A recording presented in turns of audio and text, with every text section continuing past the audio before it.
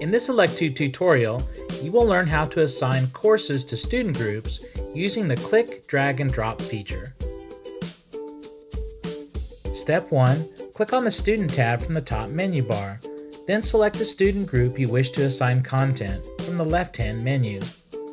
Once the group is selected, you'll see the group name listed in the top menu bar under the student's heading. Step 2. Click the Courses tab from the top menu bar. Then select the product group name in the left-hand submenu.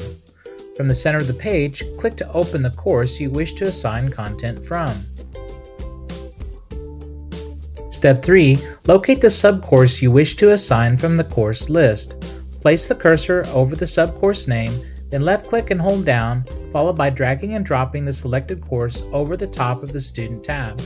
This action assigns the course to the previously selected student group. To check your work, click on the Student tab. You will find the assigned course listed under the Group Content area. Students can now access this content. To assign additional coursework, return to the Courses tab and repeat using the click and drag method. Please go to electude.com for more training tutorials.